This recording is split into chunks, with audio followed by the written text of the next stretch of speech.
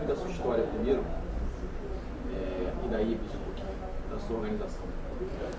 O IBIS é uma organização que é o Instituto Brasileiro de Inovação em Saúde Social. Através a gente tenta de elaborar novos métodos, novas formas de tratar a situação de pessoas que são socialmente excluídas aqui no Rio de Janeiro, no Brasil.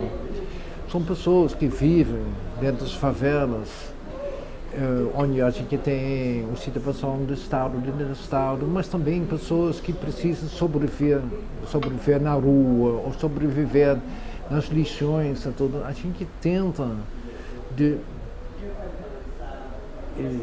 buscar novas ideias, como trabalhar com esse povo, que o povo pode participar na sociedade e esse povo mesmo é um parte da nossa sociedade, e não uma coisa excluída como muitos grupos ainda no Rio de Janeiro são. Eu sou holandês de origem e eu estudei na Itália antipsiquiatria. A antipsiquiatria é muito ligado na ideia que sociedades no mundo inteiro podem ser tão cruel contra os próprios moradores, os próprios povo, que o povo precisa elaborar outras estratégias para sobreviver. E, normalmente, essas outras estratégias, os governos, as autoridades consideram como uma coisa doente, uma coisa ilegal, tudo. E para não ser confrontado com essa parte da nossa sociedade, a gente criou hospitais, colônias para pessoas doentes mentais que precisam ser separados da nossa sociedade. E dentro do nosso estudo de Itália, de Basaglia, de antipsiquiatria, a gente quer o contrário. A gente quer provar para a própria sociedade o que a sociedade provocou, o que é o produto de uma sociedade cruel, e a gente não tem nenhum direito de botar essas pessoas dentro de um tipo de asilo fora da sociedade. Não, a sociedade precisa saber, a gente precisa lidar com pessoas que têm problemas aqui dentro da própria sociedade. Isso foi minha origem na antipsiquiatria, para pensar nessas coisas. E você pode pensar, dentro da psiquiatria a gente não tem direito de botar eles dentro de hospitais, clínicas, asilos lá fora da sociedade, mas também a sociedade, como a sociedade brasileira, não tem o direito de excluir essas pessoas dentro das favelas. As favelas é também um tipo de... não, essa é uma parte da sociedade que a gente não quer, se a gente não se preocupa. Então, eu acho que a gente precisa mostrar para a sociedade brasileira que pessoas que vivem dentro dessas circunstâncias têm o mesmo direito de qualquer cidadão, que eles têm o direito de participar na nossa sociedade. Eu acho que essa é uma luta para o IBIS, é uma luta pessoal de lutar para essa coisa, que todo mundo que vive dentro de uma sociedade tem direito, precisa ter acesso nas redes públicas, e cada um tem o direito fundamental para participar. Eu acho que o uso de uma substância pode ser uma estratégia de sobreviver. Uma pessoa que sofre muito discriminação de uma sociedade, que sofre, que ele não tem acesso nenhum, para esquecer essa coisa, a pessoa pode usar um tipo de droga. Pode ser qualquer droga, pode ser álcool, pode ser remédio, pode ser qualquer droga. E no momento que nossa sociedade é mesmo tão cruel que ele exclui pessoas, como essa própria sociedade tem direito de falar, não, ele não pode usar. Se uma pessoa usa uma coisa e ele tem uma sensação que finalmente ele consegue lidar um pouco mais tranquilo dentro dessa coisa, ou ele usa uma coisa para evitar que cada hora ele é confrontado com essa crueldade, qual direito nossa sociedade tem para falar, não, ele não pode usar esse tipo de droga? Porque a gente tem muitas drogas dentro de coisas que são drogas legais, né? Cada um toma uma cervejinha, cada um, né? Ninguém tem problemas com isso. Mas a coisa fundamental é que a gente precisa aceitar que algumas pessoas dentro da nossa sociedade têm a necessidade de usar uma substância para lidar com nossa vida. E se a gente quer negar esse direito, eu acho a gente vai condenar a pessoa e quase com outras palavras falam, ó, se você não quer aceitar nossas regras, é melhor que você vai se suicidar. Eu acho isso uma coisa que nenhuma sociedade, nenhum comunidade pode aceitar. Olha, a gente tem um programa de prefeitura do estado do Rio de Janeiro sobre os meninos, meninas, as pessoas, né, porque não são só meninos, meninas, as pessoas que vivem na Cracolândia. E até esse momento eu só observo que a gente tenta de reprimir essa coisa. São programas que botam lá pedras que são difíceis para ficar e tudo, porque não, eles não podem ficar nesse lugar. A gente vai destruir esse lugar e para evitar que as crianças consigam sentar. O outro lado, não. Se eles ficam, a gente manda uma equipe lá para retirar eles e a gente bota eles dentro de uma clínica, não sei, um lugar, porque clínica não é, um lugar para separar essas pessoas de sociedade e tentar de recuperar, mas não recuperar dentro do sentido de recuperar mesmo, não. Tira essa vontade de usar a droga e essa é suficiente. Eu acho que esse tipo de política não funciona. De retirar pessoas que têm necessidade de usar um droga para continuar na vida, só tirar o droga não é uma solução. Precisa ser muito mais um trabalho educativo, um trabalho social para fortalecer essa pessoa, que ele consegue também viver dentro da nossa sociedade sem a necessidade de usar uma substância. Isso não é uma coisa que você faz de um dia para o outro. Não é uma coisa que, a gente bota ele na clínica, bota um remédio e depois desse remédio tudo vai dar certo. Isso não é como funciona. Eu leio Dentro do jornal, ele também conhece de colegas do projeto legal, tudo que... Dentro de alguns, esses clínicos, eles botam Rohypnol para essas jovens crianças. Rohypnol é uma droga pesada que é ainda mais perigoso que o próprio crack. O que essas clínicas estão fazendo?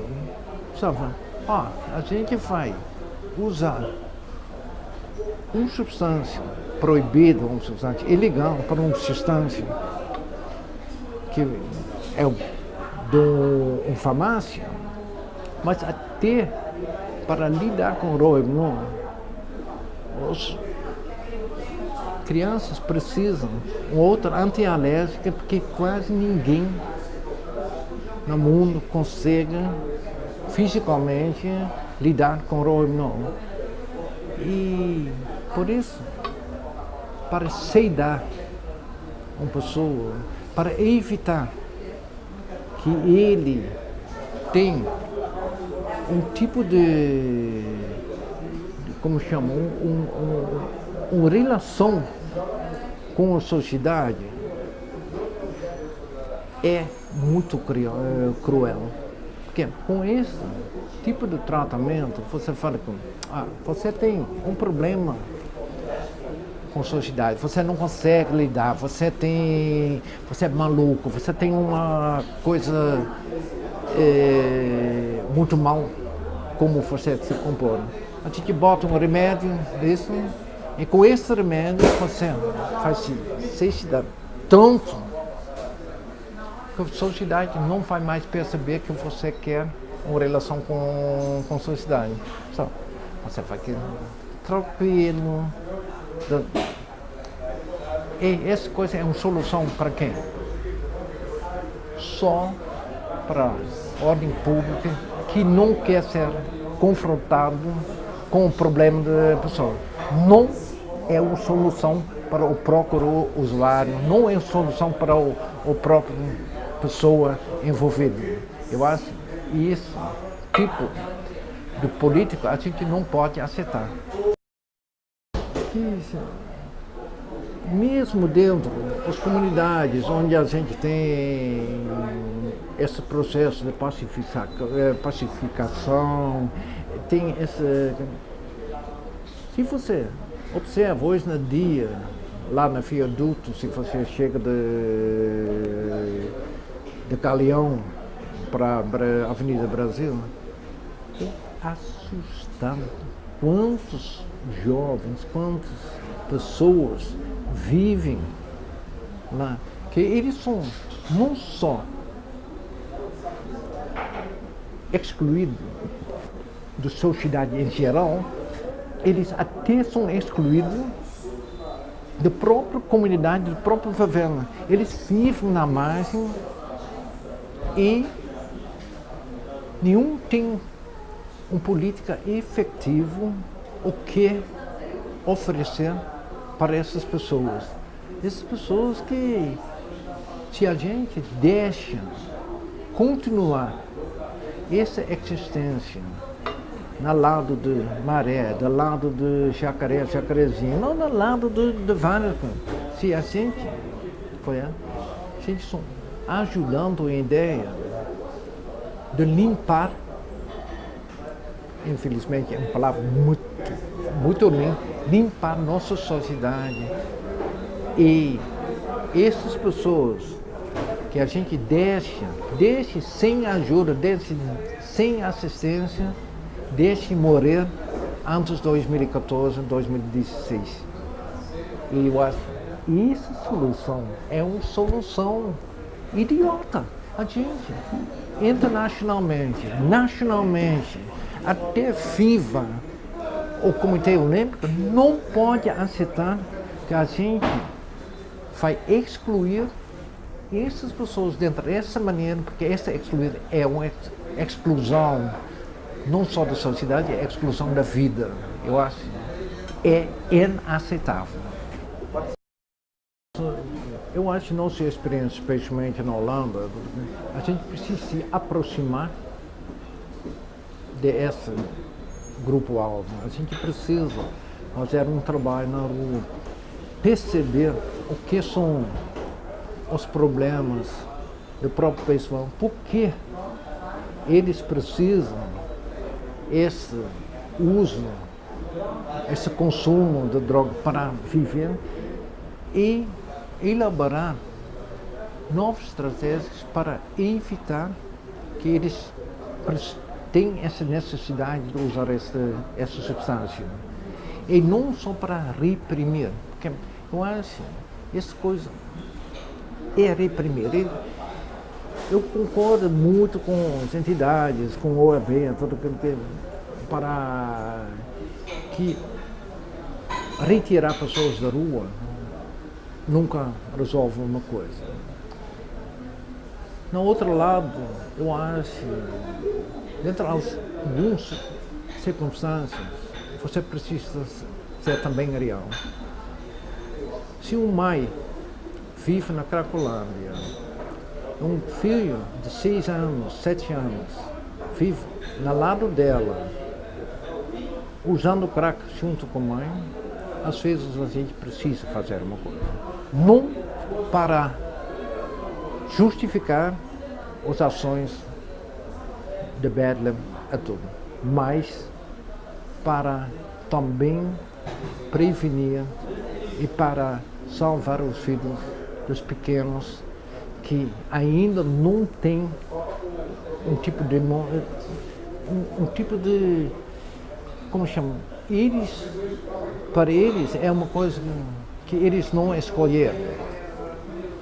Outros, mais adultos, o uso, o consumo é uma maneira, é uma escolha para sobreviver.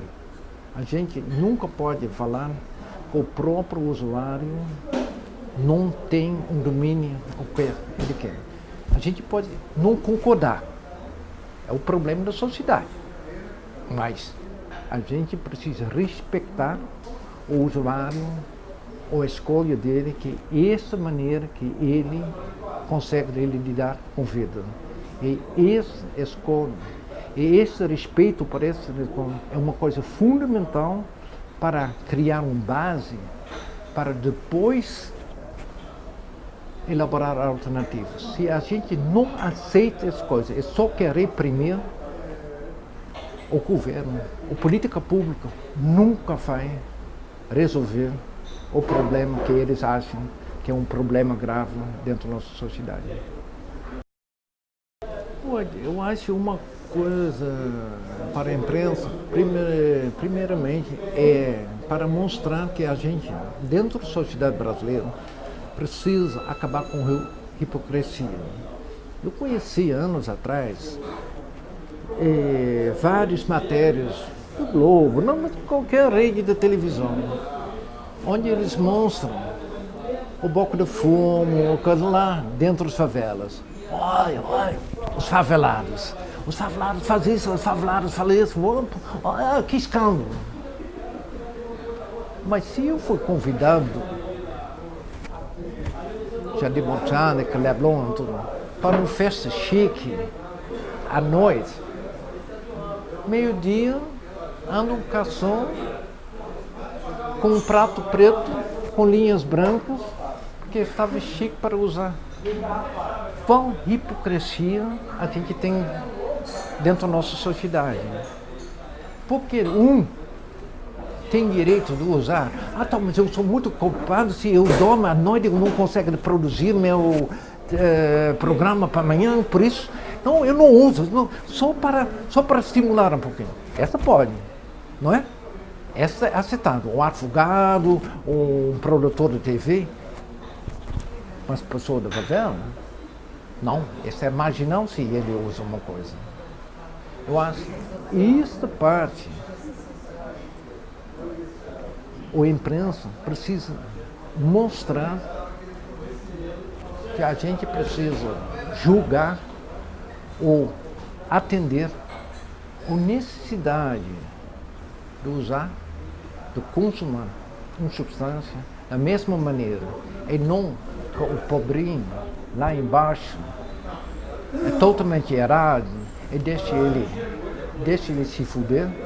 E no outro lado, que se na sociedade alta pode fazer isso porque ele faz uma coisa boa para a comunidade. Eu acho que foi um processo na Holanda muito grande para chegar neste ponto, para liberar o uso de drogas, especialmente droga light, não droga muito pesada. E o resultado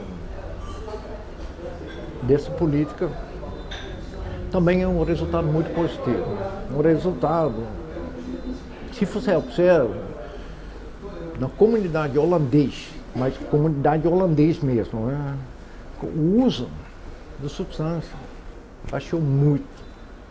Porque ninguém tem mais ideia que isso não pode, isso não. Infelizmente, essa liberação chamou também muita atenção dos outros países da Europa e tudo. A gente chama um drogoturismo na Holanda. Eles já estão elaborando uma nova lei com os coffee shops, que são os lugares onde você pode comprar droga na mesma maneira com um café, outra coisa. Não pode mais vender para estrangeiros. Porque o problema na Holanda não é mais o uso da droga do próprio holandês. O problema na Holanda, hoje no dia, é o uso da droga de pessoas de outros países que não conseguem lidar com droga, mas para os próprios holandeses não tem esse problema. Eu acho que para pensar sobre a possibilidade de liberar o consumo de droga no Brasil, a gente precisa observar muito bem o que é ligado do consumo. Infelizmente, no Brasil, o consumo da droga tem uma ligação muito forte de tráfico. Tem uma coisa, tráfico com grana, tráfico, e tem ligações com tráfico, não só de drogas, mas tem tráfico da arma, tudo só.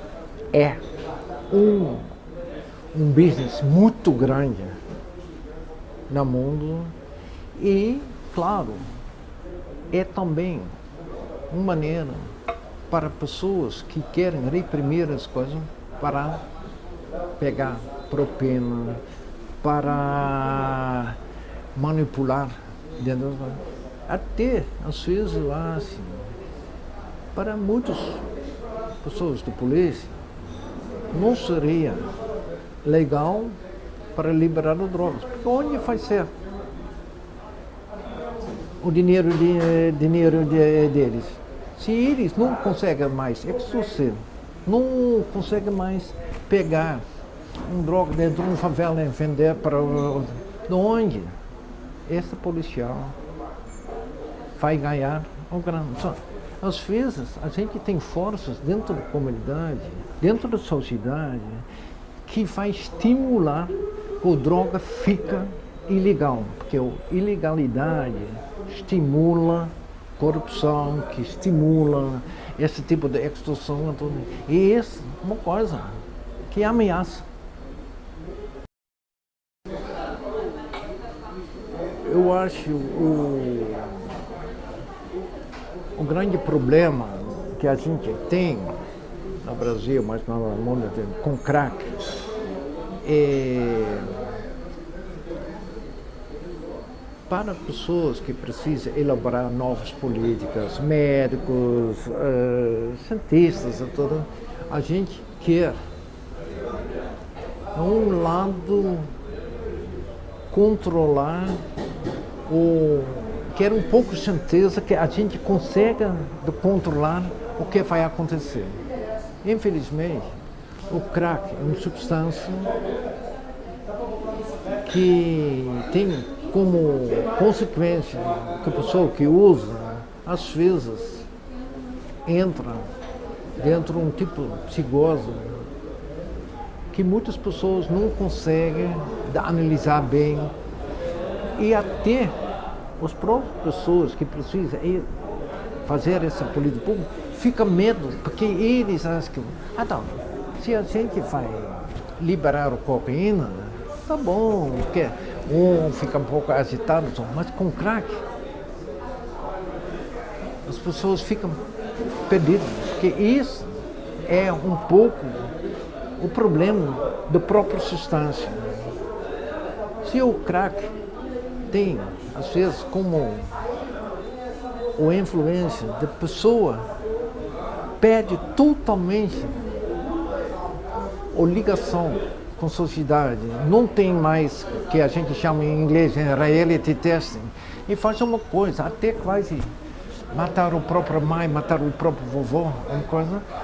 Esse é um parte que assusta todo mundo. Por isso eu entendo que, num lado, os políticos, o crack é o grande monstro, porque a gente não consegue entender a reação. No outro lado, mas o crack é uma substância e a gente não pode só tentar reprimir o crack, mas a gente precisa olhar por que dentro da nossa sociedade, meninos, meninas, o povo tem a necessidade de usar uma substância para ajudar eles para sobreviver. Eu acho que isso é a questão fundamental. E não só botam o dedo no o crack vai destruir a nossa sociedade. Claro, eu também acho que crack é uma substância complicada, uma substância que às vezes o usuário fica um pouco seguro, fica dentro de uma maneira que a gente assusta, mas para chegar numa solução é muito mais fundamental de analisar, de sentar com o próprio usuário, de sentar com... e não trata ele como usuário, não, trata ele como pessoa, me explica como funciona essa coisa, o que acontece, por que você não consegue viver dentro sem essa substância, e elaborar junto com o corpo-alvo, e junto é totalmente uma outra coisa para elaborar uma coisa que é bom para o corpo-alvo, não, junto com eles, porque eles sabem que é bom. Eu não conheço nenhum usuário de droga, nenhum usuário de álcool que não sabe o perigo do álcool, o perigo da droga. Eles sabem essa coisa muito melhor que a gente. A gente não precisa ser um tipo de, como chamou, um pastor que fala, não, isso é mal, isso é mal. Eles sabem, mas a gente precisa respeitar esta escolha deles e sentar junto com eles para elaborar outras estratégias, e com certeza, se a gente respeita esse grupo, a gente vai chegar às novas políticas que são muito mais eficazes que só tirar e botar dentro de um abrigo, mas eficaz que depois de um tempo eles conseguem viver dentro de uma outra maneira, dentro do comunidade, e eles fazem parte de novo da nossa sociedade. Eu acho que a primeira coisa que a gente precisa fazer é treinar educadores para abrir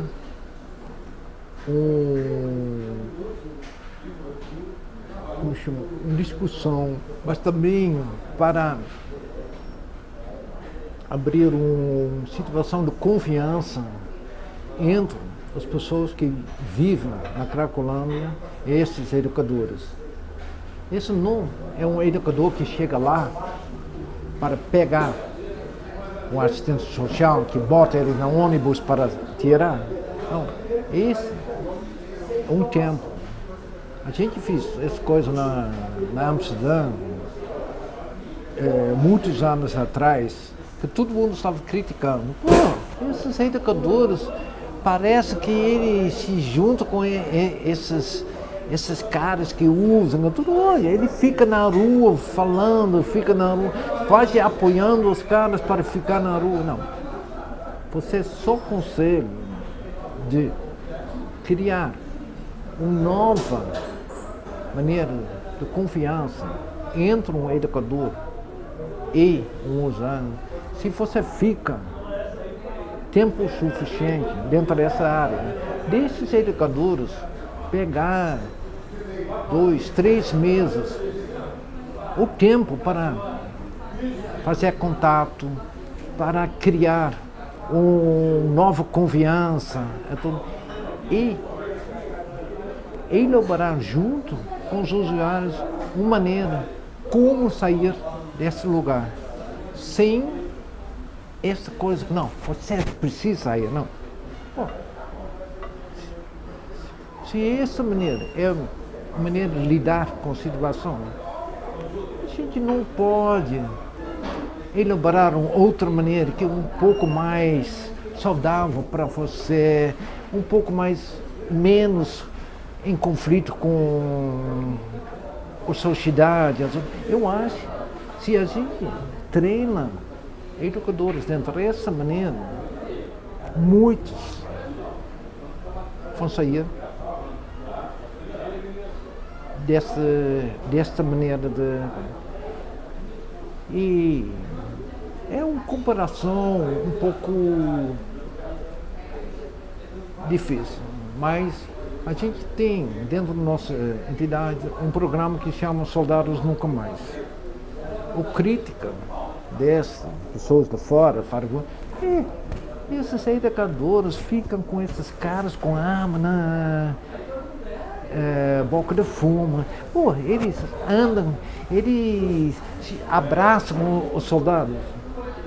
Mas como você vai abrir uma discussão?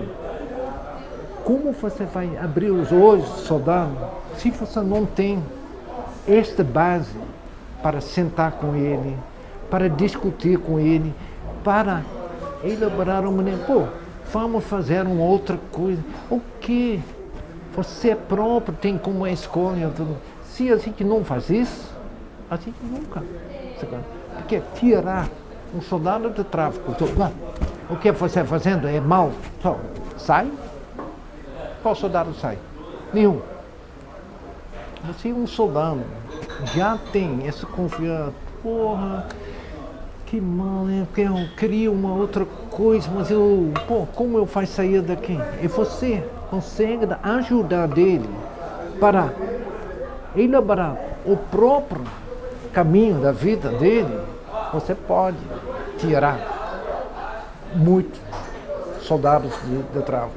E isso, na minha opinião, é da mesma maneira nas cracolândias. Se você fica perto, se você tem uma ligação de confiança com os caras, você consegue ficar perto deles e tenta ajudar eles para elaborar um caminho fora desse uso pesado, fora dessa Cracolândia. Eu acho que é possível, mas a gente precisa também uma situação onde a sociedade, onde os políticos aceitam esse tipo de coisa. Porque se a gente manda um educador social trabalhar na Cracolândia,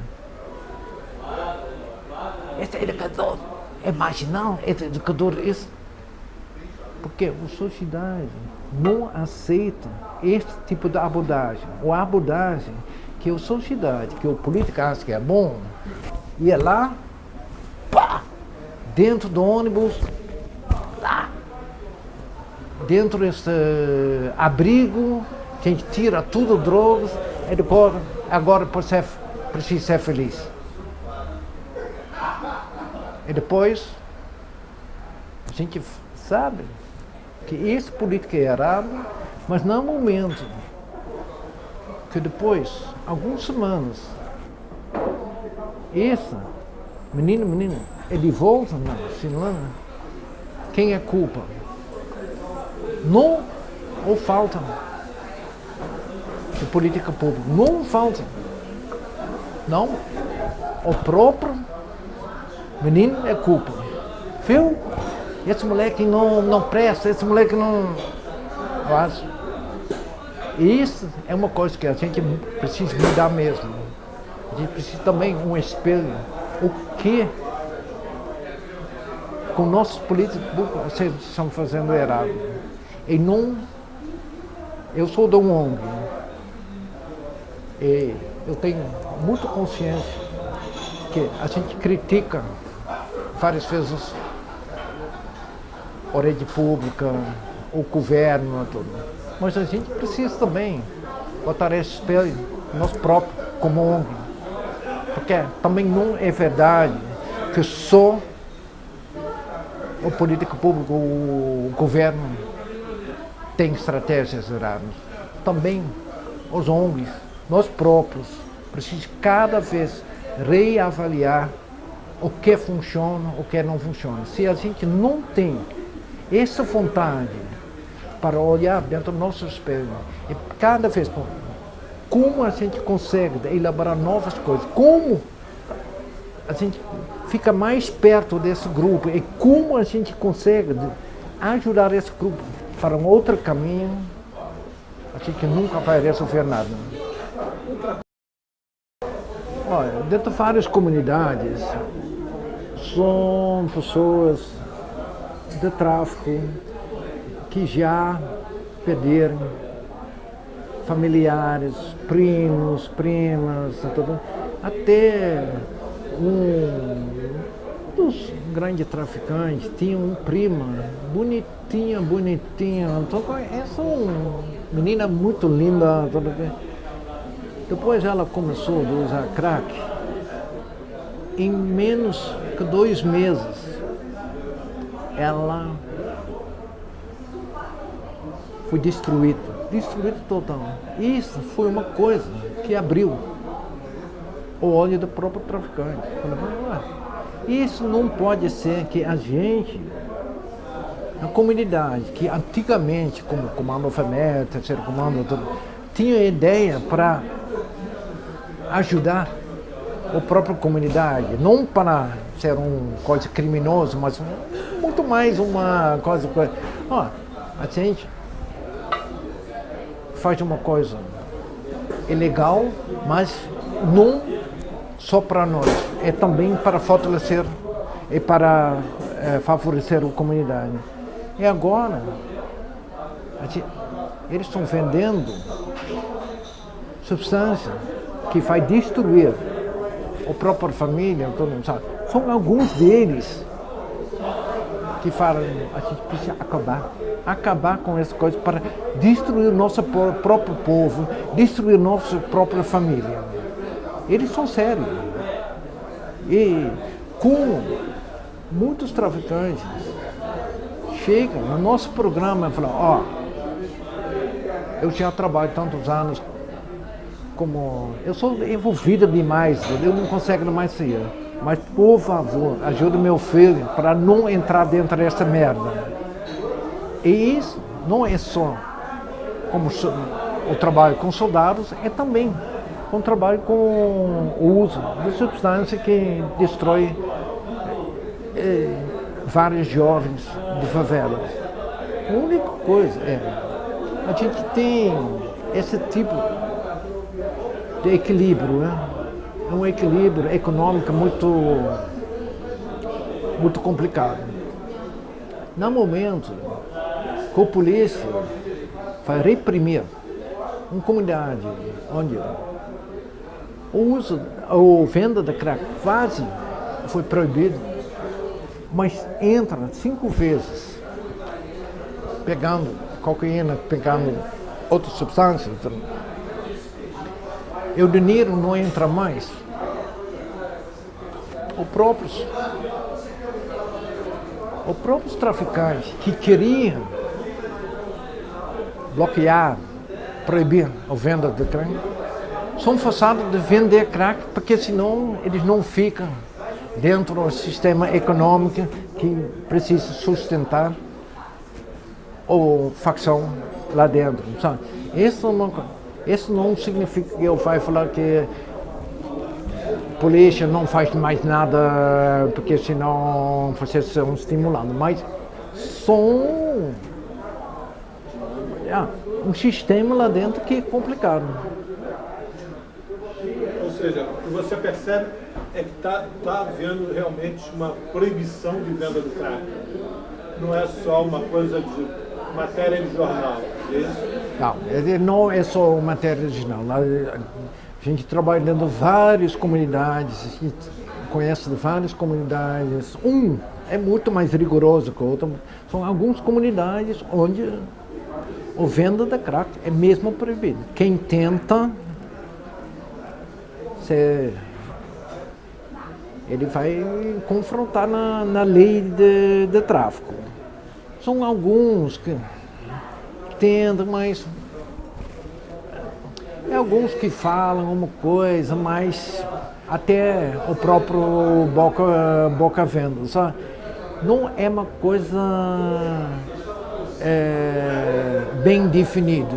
Também não é uma coisa que definida na facção. Não é que uma facção proibir, outra não. Porque eu conheço dentro das 3 facções alguns lugares onde o crack é totalmente proibido e alguns lugares onde, na mesma função, é liberado. Sabe? Não é uma coisa ligada, às vezes é muito ligado quem é o dono da boca desta comunidade e o que ele próprio pediu dentro da própria família dele. Porque várias vezes a gente observa, onde é proibido, já tinha uma experiência traumática dele com a família dele por causa da crack. Eu acho que a necessidade de usar uma substância existe dentro da forma do usuário. A única coisa que complica essa situação com o crack é que o próprio crack tem como característica, se o crack quase não tem mais efeito, o usuário tem a necessidade para consumir mais um. E só por isso o crack tem um eficiência muito alto. E eu acho, para liberar, por exemplo, a maconha, onde pessoas conseguem viajar um pouco, né, já seria uma maneira para evitar o uso de crack. E a maconha não tem este efeito que o crack tem. Eu conheço no mundo alguns psiquiatras que recomendam como um tipo de substituir o crack para a maconha. Eu acho a gente precisa avaliar, sentar com cada usuário, porque cada usuário é um indivíduo, não é uma coisa que cada um reage da mesma maneira. Eu não vou criticar esta política de alguns psiquiatras que estão defendendo isso. Eu estou muito mais para ficar perto da própria pessoa e tenta de elaborar junto com a própria pessoa.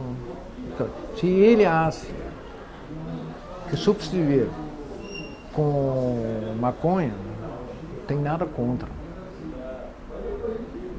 São duas coisas. Você tem uso, consumo de maconha. Abuso pode entrar dentro do mesmo sistema que o crack. Por isso, educadores, médicos, psiquiatras precisam sentar com clientela como consumo, como usa a substância para se sentir bem, para enfrentar a comunidade, a sociedade, e não só para vamos substituir então, abuso que você quer, porque se a gente faz isso, a gente está estimulando para excluir essa pessoa de sobreviver junto com a gente. Eu acho que não tem um político único como tratar. Tem um político único como encaminhar. Encaminhar é respeito, tenta de elaborar junto com a pessoa e não pensa para a pessoa, mas elaborar junto com a pessoa. Isso são as coisas que são uma coisa única. Como tratar depende muito do próprio pessoa, porque cada pessoa, felizmente, tem o próprio característica, tem o próprio desejo, tem o próprio dever, e a gente não pode tentar unificar a mente da pessoa, porque eu acho que nossa liberdade, nossos direitos humanos é que cada um tem o direito de enfrentar a sociedade na maneira que ele escolhe.